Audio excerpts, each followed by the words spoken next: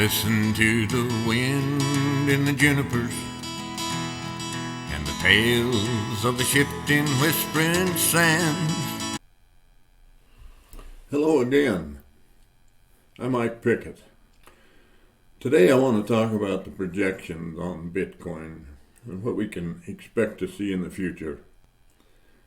Bitcoin is the most viable store of value right now. It'll remain a store of value for those who hold on to it until it becomes a trade mechanism in the future. How long before it becomes a trade mechanism? How much will it be worth in trade? What will happen to make it a unit of trade? Why will it be preferable as a unit of trade instead of dollars and other fiat currencies? These questions can only be answered as projections right now, but I'll give it my best shot today using current conditions as a platform. We saw Bitcoin price in dollars threaten the all-time high of $69,000 this morning, then drop back to the $64,000 range, then steadily climb back up. These price drops happen when sell limits are reached by traders' orders to sell at a certain price. If you watch the charts, you can see this happen many times and nearly the same every time. Trading Bitcoin in dollar values is a habit of trading mentality and has little to do with the true value of Bitcoin. Bitcoin will continue to rise in dollar value as serious people with a vision of the future continue to buy and hold it.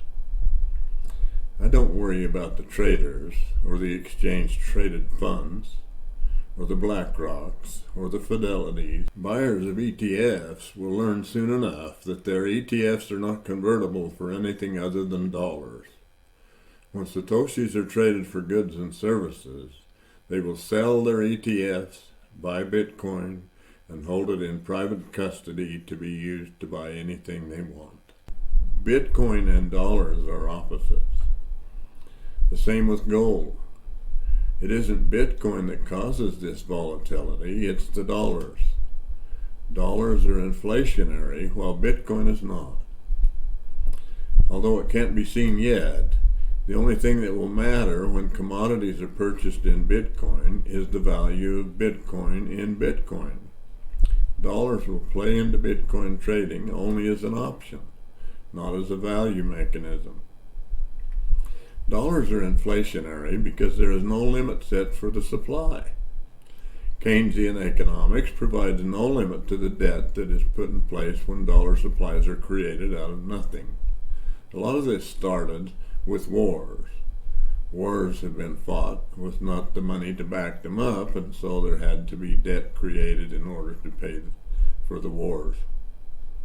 Keynesians don't care about a national debt as long as they continue to borrow from someone.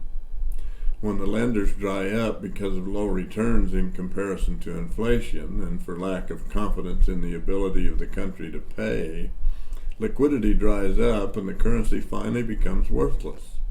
It happens every time. History proves that.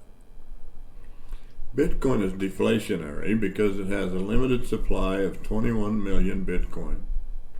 It is a simple application of the law of supply and demand.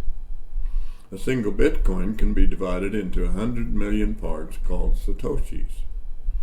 Because Bitcoin supply is limited, demand for Satoshis increases. The value of the coins increases and the price of manufactured products gets cheaper. The only question becomes, how many Satoshis does it take to buy a desired product? No more inflation. When will products be purchased with Satoshis in the United States? Of course, I can't come up with a specific date, but I can say this.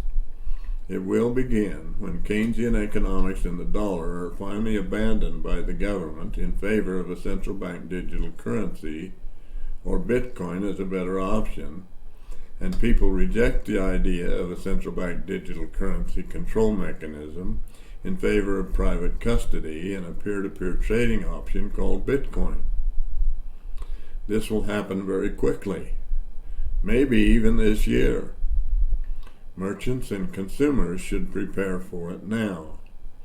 It may seem to be too early, but the sooner you prepare, the better it will be for you when it happens. Join us on consumersbitcoin.com now and get yourself ready for a prosperous future. It's going to be an adventure and a fun ride for those who prepare, not so much for those who don't. I'm Mike Pickett. I'll see you again tomorrow.